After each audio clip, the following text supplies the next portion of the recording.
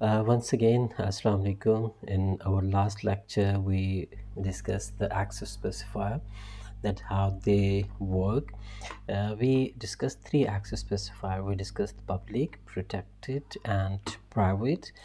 And we after coding the program and declaring some of the data as a public, some of the data member as private, and some of the data member as protected, we observed that all the data members which were declared as a public, they were available everywhere in the main function. Also, they were also available in any third class. They were also available in the same class.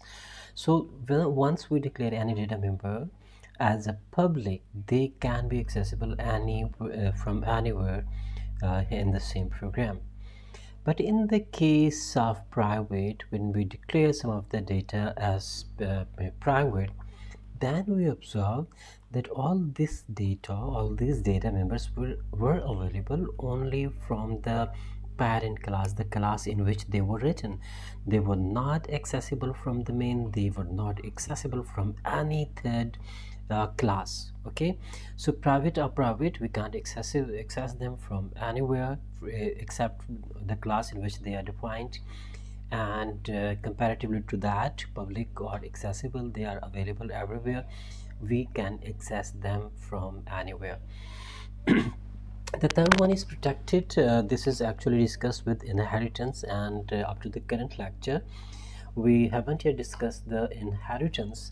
But protected means that they are available in the present class, in the parent class in which they are created. They are also available in any child class, any derived class which is inherited from the current class, but they are not available in any third class. They will not be available in the main also. So this was the basic concept which we covered, that where the public, private, and protected work, and where they are available, from where they can access, etc, etc, and where the data is hidden. You can also see over here that this color actually shows the availability of the data members. The data members which are public, they are available everywhere. They are also available in the child classes. They are also available in any other class, including main classes. But in the other case, if you take the private data member, then we can see that they are only available in the parent class. They can't be accessed in the children classes. They also can't be accessed in any third class, included main. And if you check the protected behavior, then you can observe they are available in the parent class. They are also available in the child class, but they are not available in any third class, included the main. So this was the basic things which we covered in the last lecture. We also discussed that why we are going to use the access specifier. Actually, why do we use the encapsulation? Encapsulation is very important in the case of object-oriented programming, because in the object-oriented programming we claim that in object-oriented, objects behave just like a real-world object as we do behave in the natural life. So what we do usually in our life, we sometimes protect our data. We think that this data shouldn't be available to any other one. They shouldn't know about them. And there are some also there is also some data about we don't care. And if someone access that data, someone utilize that data, we don't care about that. We keep them open. And there is also some data in our lives about which we think, or which we want to share with our parent, with our friends. I mean that we share that data in our relationship, in our circle. But outside of that circle, we don't want to be shared that data with someone. Exactly the same behavior we practice in encapsulation in the object-oriented programming by using the access modifier tools, the public, protected, and private. And these tools actually provide the same behavior, and it helps us that what are the data which we should keep for all the people to be accessed, which are the data which we should give access to our relatives to any particular circle, and which are the data which we need to be available only in the same class, and we don't want to share it with any other one. So that was the last class, and today we are going towards constructor, and we will discuss the constructor in detail. What is constructor and why do we need that?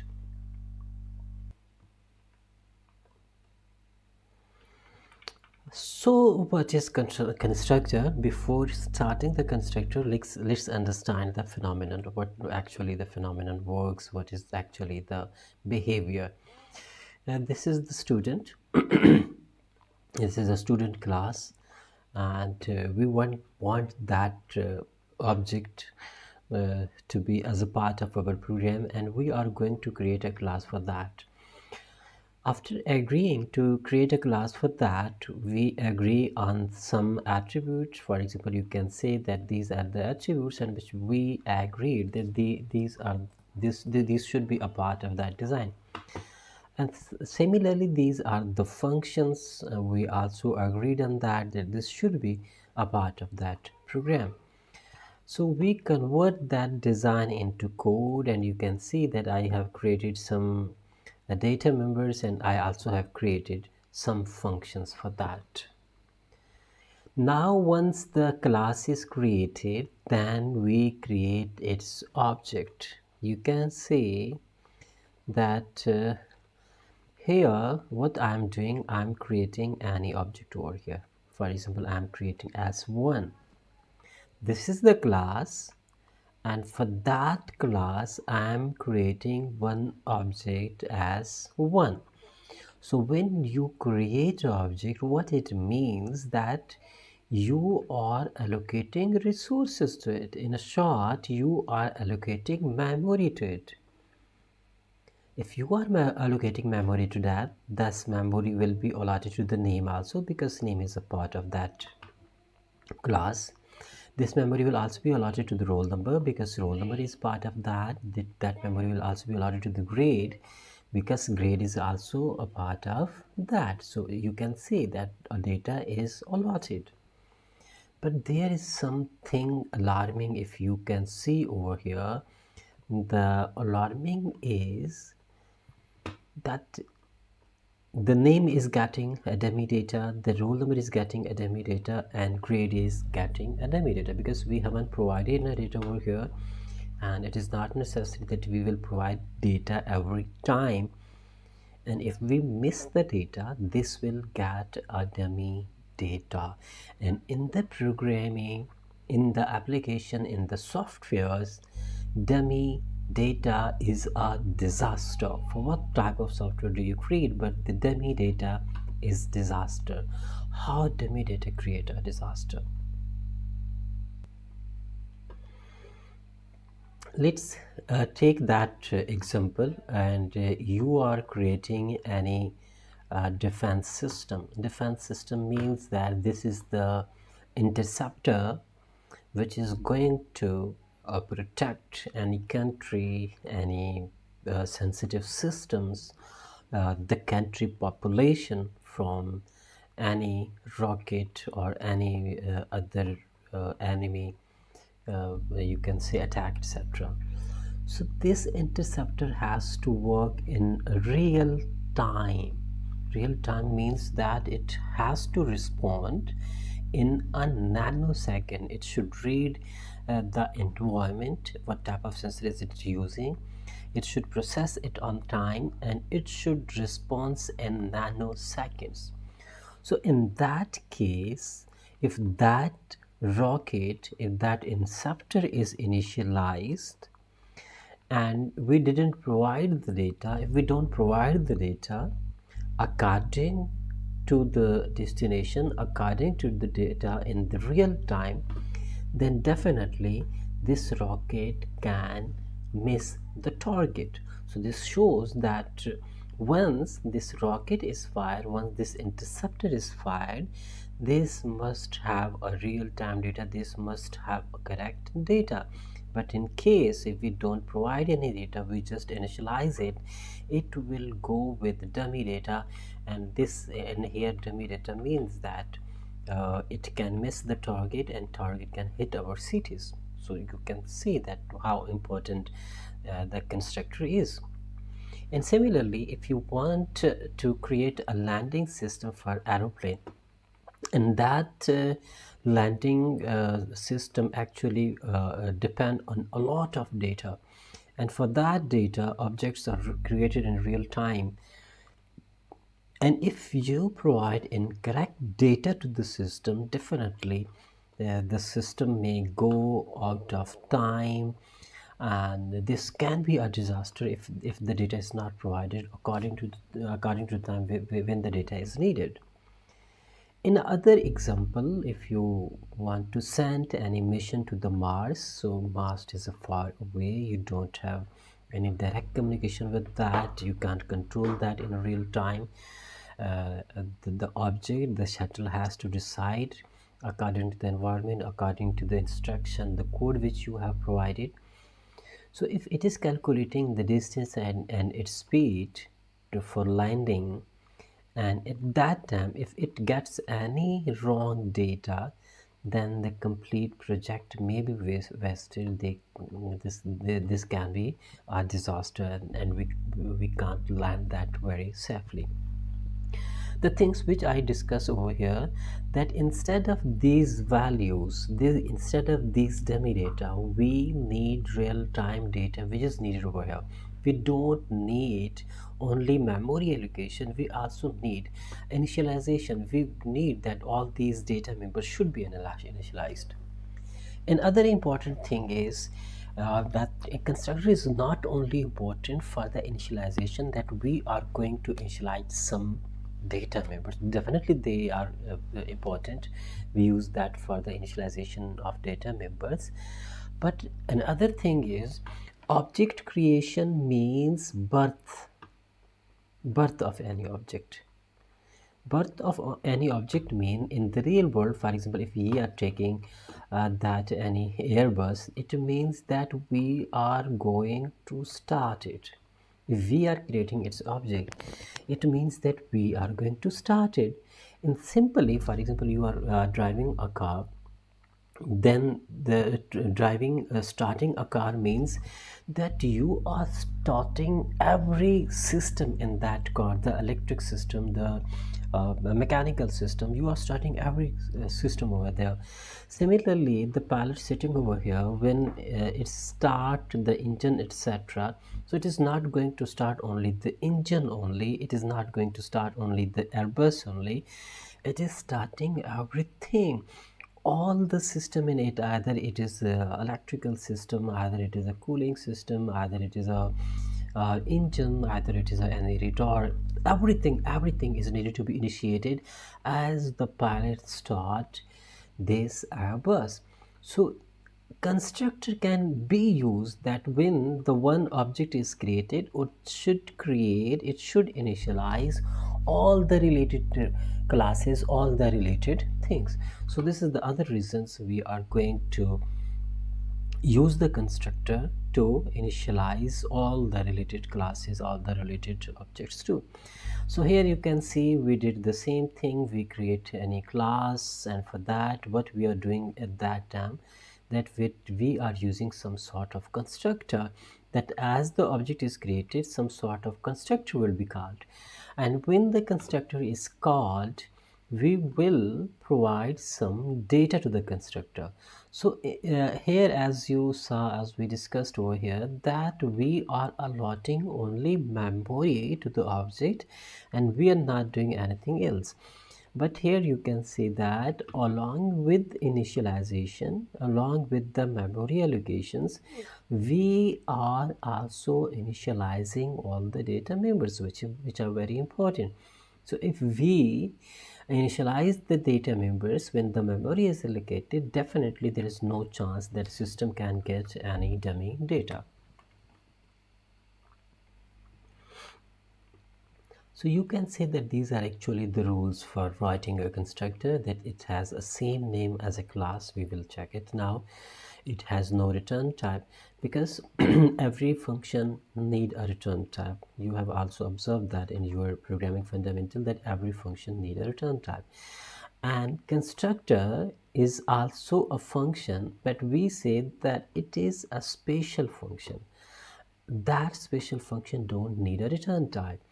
And the third one is it is automatically called. This is a very you can say important and needed characteristic of a constructor, that it is automatically called. Because it is automatically called, we take a lot of work from that. For example, in the case of starting any airbus, it will be automatically called.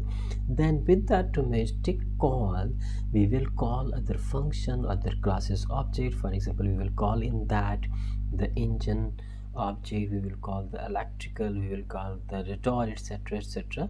So with one constructor, with one start, all the related classes will be called, all the related classes constructor will be activated, created. So with a single start, you are starting many other classes also, many other system also. The constructor can be a two type. We will code it also. The one is parameterized constructor. The second one is default constructor. Default constructor means that we are not going to pass any parameters. If we don't pass, if we create any object without passing any data members, then it will be automatically called. And you can say this is a safe baseline that we will provide some sort of data. And on the other hand, parameterized constructor uh, use some values. We got some pass some values to that. This will pass a default same type of data to every parameter, because we are not passing any parameter. But in that case, because every data members will have its own value, so it will have a different value. In case you can say that this is a default, there is no parameters, and some initial values are initialized. But in case of that, when we pass the parameters, then you can say that we are passing some parameters, and for every object, all that will have some different sort of data. So this is the way how we write the constructor. Sorry, this is from the Java. So let's go towards the code section and check how can we write it.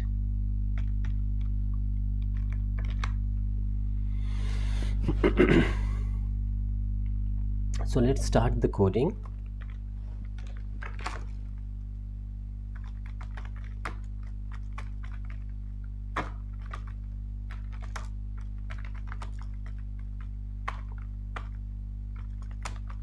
You know that all these are the headers. We need them for any program, and we will also need a main function to start the program.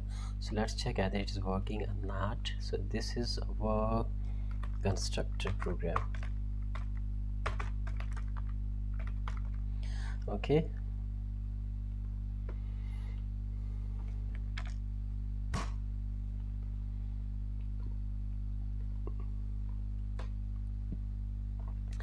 so what we are going to do, we are going to write one constructor.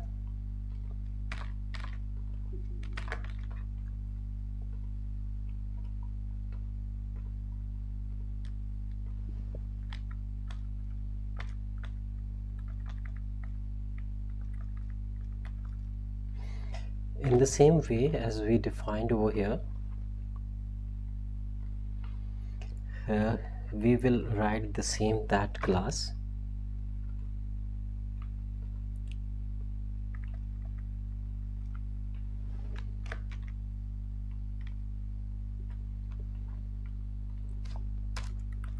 For example, class, and class name is student. In that case,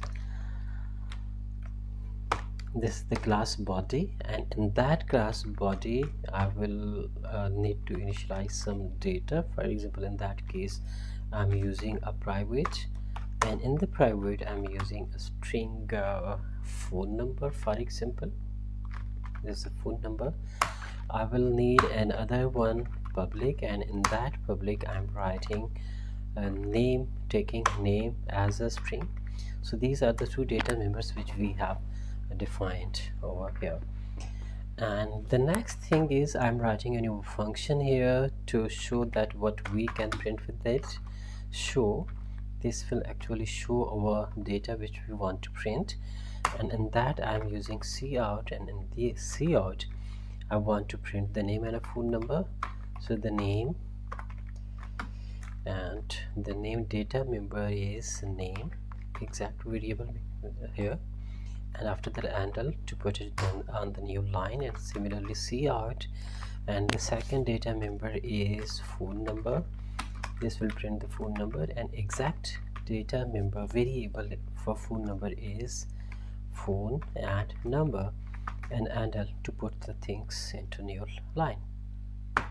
So this is the class which we have, you can see defined over here.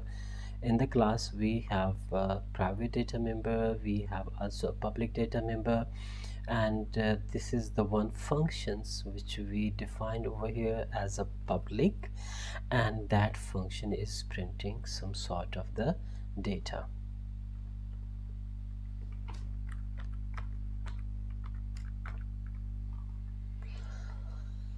So next what we can do, in the next we are going to create one object. For that I'm going to create a student object. Student is already understood because we have created a class for that. We have defined all the things for that. So student as1, the object is created, and along with one as1 dot show, I'm calling the show function. So let's run it.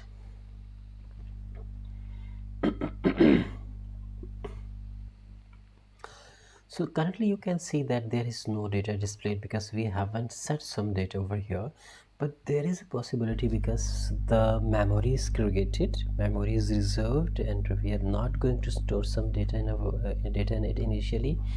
Then definitely there is chances that these data members or these memories can get any false or any incorrect data. So what we should do over here, we are going to use a constructor for that, and that constructor should be automatically called when the object is created, as we studied in the theory with the rules regulations of the object oriented of the constructor. That constructor is automatically called when the object is created. The other rules for the constructor are the constructors are that constructor uses the same name as the class name, number one.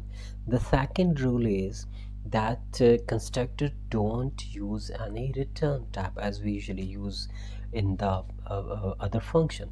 So I don't need any return function for that, don't need any return type for that. I will just need a function. I'm going to write the same function student, which is exactly the same as a student class. So this is the same thing, and the other thing is it is the same function we are writing. So this is the basically constructor which we have added over here. So it means that when the student s1 is created, when the s1 object is created, its first responsibility is to call that function.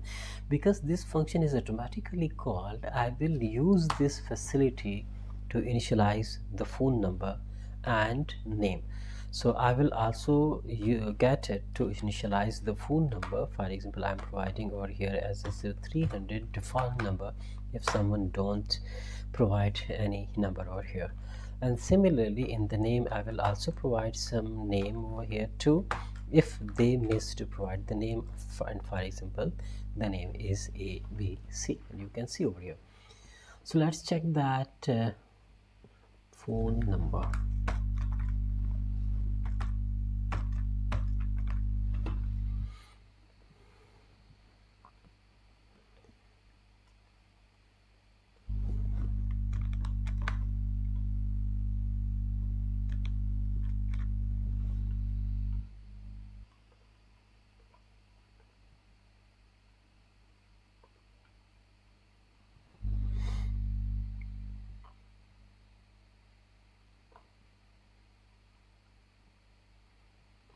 So now you can see that the values are automatically assigned to the name and phone number, and here you can also see that I have just created as one object, and I haven't assigned any value over here.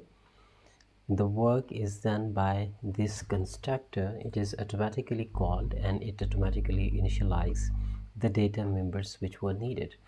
So we are going toward the next thing, the thing which you are seeing over here, the constructor which you are observing over here. This is called a default constructor, and if you forget to initialize any object, this will automatically work, and this will automatically create any constructor for that. We are going to create another constructor. This will be a same student, but in that case I'm going to pass any data members. You already know about the function overloading. In the function overloading means that if the parameters are different, if the function return type is different, then we can use the same name function. So we can also do the same thing with the function with the constructor overloading too. And here I'm overloading the constructor. This is the constructors with no parameters, that which is also called a default parameters. And in that case I will pass some data. For example, I'm passing one string name, string phone, and similarly I'm passing also a string name. And what I will do, I will use that to initialize the phone number. I'm assigning phone number, initializing phone number with P, and I'm initializing name with N. And in that case here I will create another object. For example, this is a student s2. So student s2, what do it means? It means that it is completely a different object. This was a different object. This was for the student 1, and in that case we didn't pass any value to that. This work is a default constructor, but in that case I want to pass some data, and that data is according to that constructor. That constructor need two type of parameters. The first one is p, means phone number, and the second one is name. So I will pass the same thing because these are the strings, so I'm putting that uh, in that. For example, the phone number is 0300. This is the phone number, and in the second we need a name, and for example the name is XYZ. So now you can see that the both object behavior is different. The first object is using a default constructor, and the second object is using a parameterized constructor. This is a default constructor, so it will contact that constructor, and that constructor will automatically work for that. And in the case of s2, it is parameterized, so it will call the parameterized constructor, which is that one. So I will also call s2 dot show to show the values. Okay, so let's run it and check its behavior, that how it works.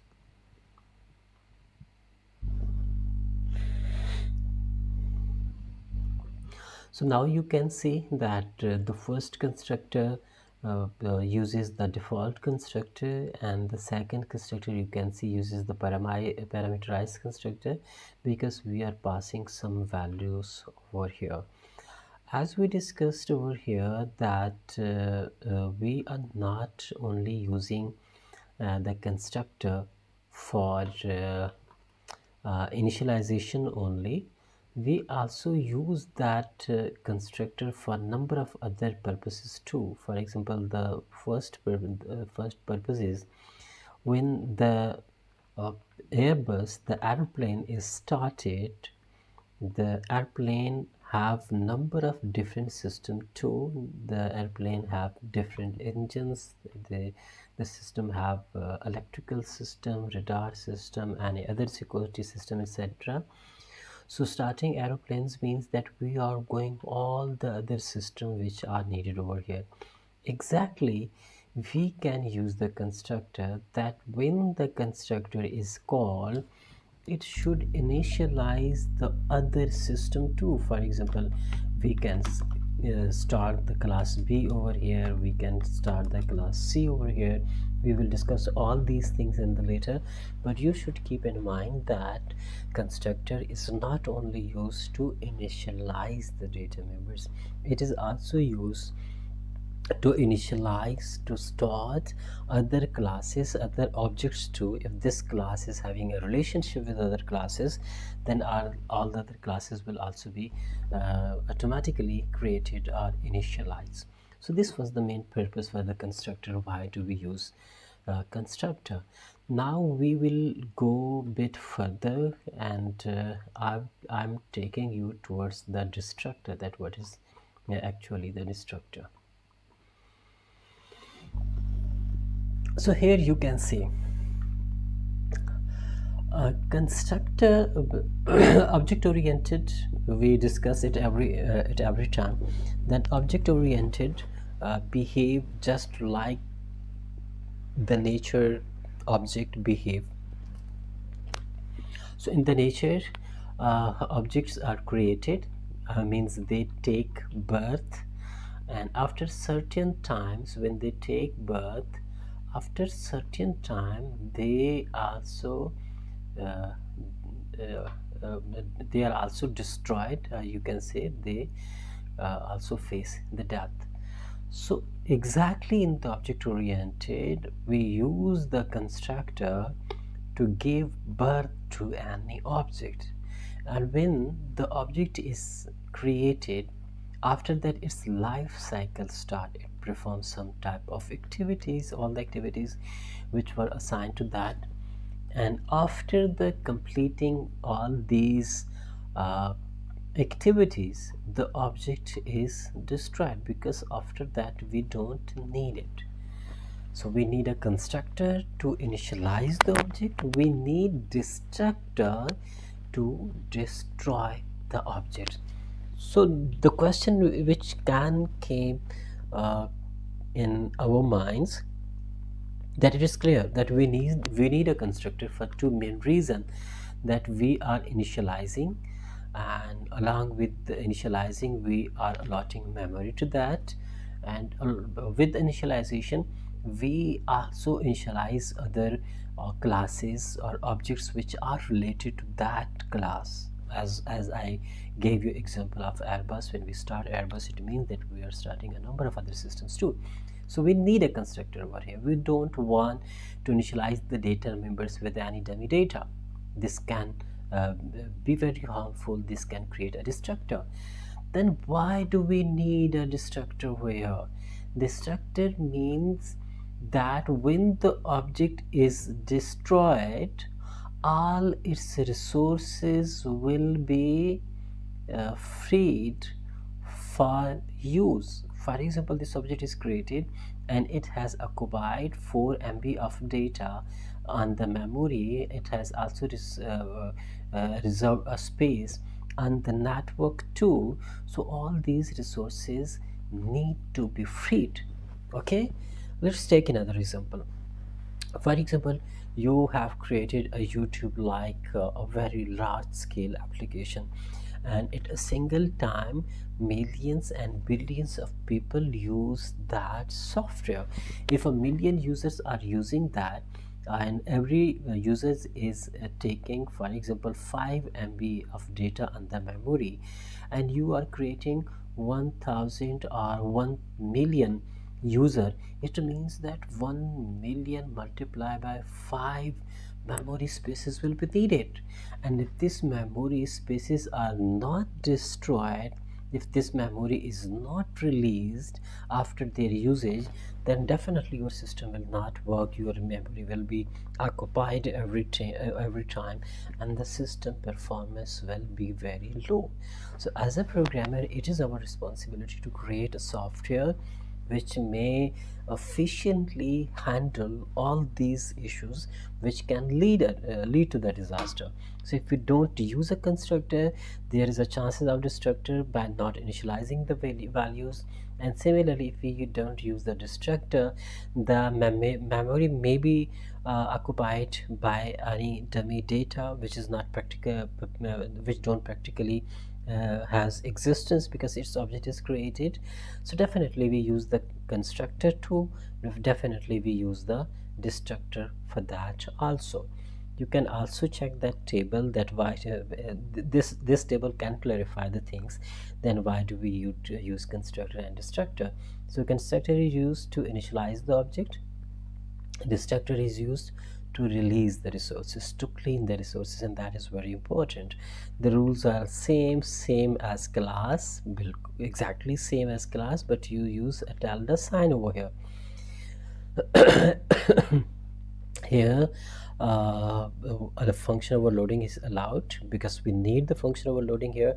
Sometimes we will use the default constructor, sometimes we will use the parameterized constructor. So function overloading is allowed, but we don't need the function overloading here. And the other important, along with the purpose, the other important thing with the constructor and destructor is, constructor is called when the object is created, and the destructor is called when the object is destroyed. So when the airplane is stored, all the other systems are also started. So we use that because it is automatically called when the object is created. So when the aeroplane is switched off or turned off, I don't know what is the technical term for that. So it means that we need to turn off all the resources. Either this is an engine, either it is an electrical system, either it is a door, either it is any other safety system. All these system needs to be turned off. So we in the destructor we need all these resources to be turned off also. So this is the reason we use the constructor and destructor. So these were some important points about constructor and destructor. I think we should go towards the code now, as we have coded over here that how it works. And let's check the destructor also. In that, I just display a simple data just single message. For example, I am displaying a single message over here. The default constructor is called. I want to clarify the thing, and to go to the new line. And similarly, this is not a default constructor, this is a parameterized constructor. Parameterized constructor is called, and here this is a default constructor. So I will display a message of default constructor is called.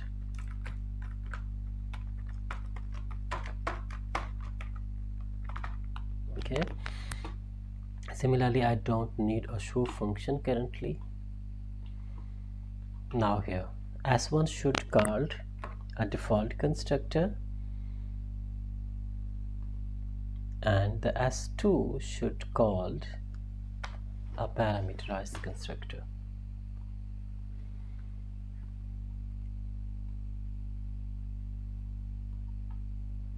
Default constructor is called and parameterized constructor is called. So you can see that constructors are automatically called when the object is created. The next is we are going to create one destructor over here, and destructor should be automatically called when the object is destroyed, when the object completes its task.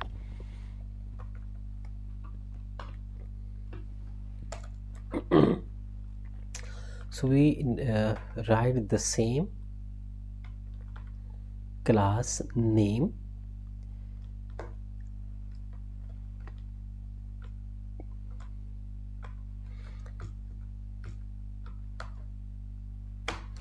the only difference is that we use a tilde sign over here.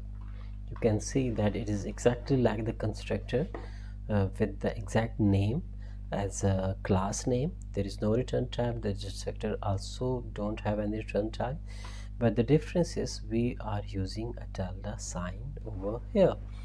So to know that destructor is called, I will display one message over here. Destructor is called. This will clarify that the destructor is called. So let's check whether it's working.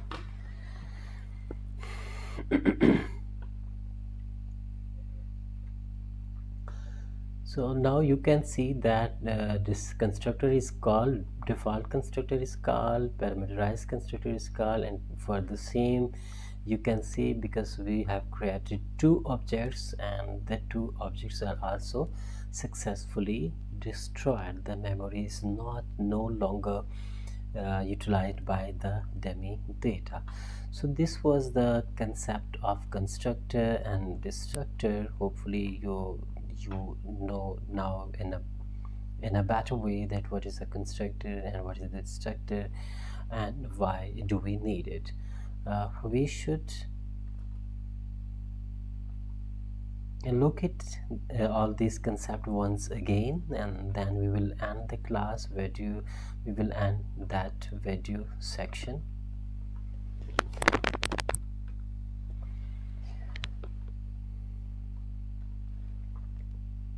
When any class is decided, for that class we need one design. For example, we write a class for that, and when we class is written for that, we create any object, and when object is created, memories is allotted for that. And if no data is allotted during object creation, then object can get a dummy data. So if the object get a dummy data, it means a disaster in hard real time. For example, this is the interceptor going to intercept any rocket, etc., any enemy target. Then this can miss the target, and the rocket can hit the city or any other target, etc. For example, the airplane, we want to land it depends on a number of parameters, but if the parameters is not properly initialized, we will not be able to properly land the plane and it may go towards the disaster. Or if you are going to program a Mars shuttle, you are far away from the Mars, you can't communicate it with it in a real time, and if the data members are not properly initialized, definitely this will not be able to automatically land on the system. And other thing for the initializer is that constructor is that when we start one object, one class, it means it should also start any other object, any other classes too, which are dependent to that. For example, you start a car, it means that you are starting an engine, you are starting the brake system, you are starting the electrical system, etc., etc. So these are things which are needed, and that all these things, all these issues can be solved with the constructor. So look at that figure again. You can see this is the student. For that student we write a class, but in that class currently we are using a constructor. Where is the constructor? There is the constructor. So we are using the constructor. When this object is created, it will automatically call this constructor. So only allotting to the memory location, it will also initialize the data members, and you can see that all the data members are initialized. It will save us all the issues we discussed earlier, that the data members can get any dummy data. So this is the reason why constructor is very important. These are the some rules for the constructor. Same name as the class, no return type is used for that, and it is automatically called when the object is created. And we should also cover the destructor too. In the destructor, you can see that destructor is actually the when the object is destroyed. Here you can see that when the object is created, the constructor is called, but when the object is deleted, the destructor is called. The constructor is used to initialize the data members to initialize the memory spaces, and destructor is used to destroy all the occupied spaces, because if that is if the spaces is not deleted, definitely this is also a disaster. So this was the constructor and destructor. Hopefully you are now able to explain these things and get the idea where we should use the constructor, where we should use the destructor, and if we don't use them, what can be the disaster, what can be the issue. Thank you so much.